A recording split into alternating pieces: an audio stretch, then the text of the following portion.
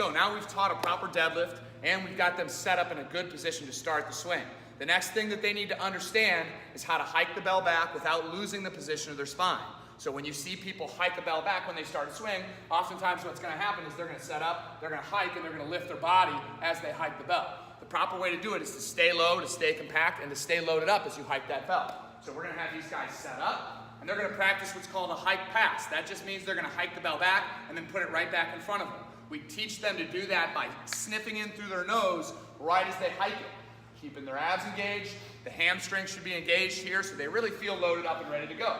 Perfect. So these guys are doing hike passes.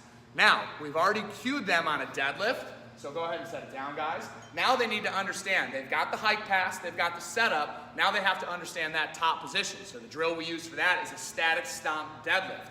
It's just like the plank tough love, where the partner is knocking the other partner around, except now it's gonna be in the top of a deadlift. So Kimberly, why don't you go ahead and deadlift that bell, and Grant's gonna give a little tough love to Kimberly here.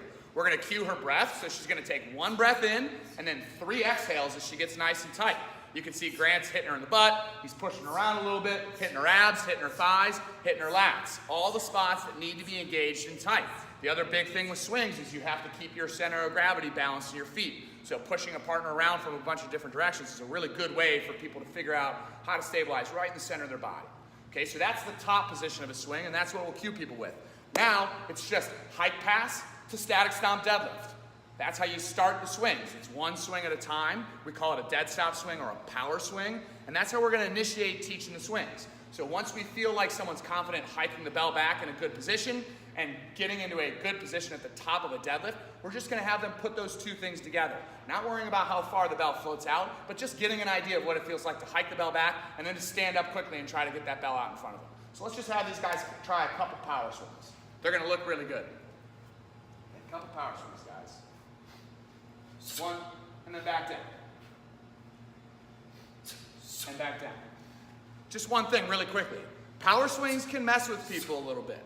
Sometimes it's easier for people to figure out swings when they do 5, 6, 7 in a row, because they start to fix it up as they go, as they explore what's wrong.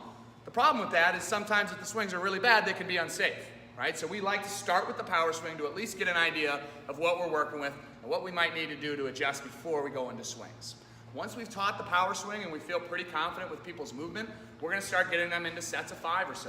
Anywhere between 5 and 8 is a good learning range, and at this point, the coach is free to just start coaching, seeing what they're seeing, making corrections as they go. Remember, not everyone's gonna be ready for swings. You might have to regress some people, you might have to focus on deadlifts with people, and honestly, this is where things can get a little bit tricky, but experience and time doing this will get you better and better at doing it.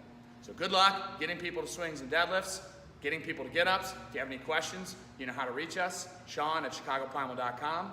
We'll be happy to answer any questions you have. Thank you.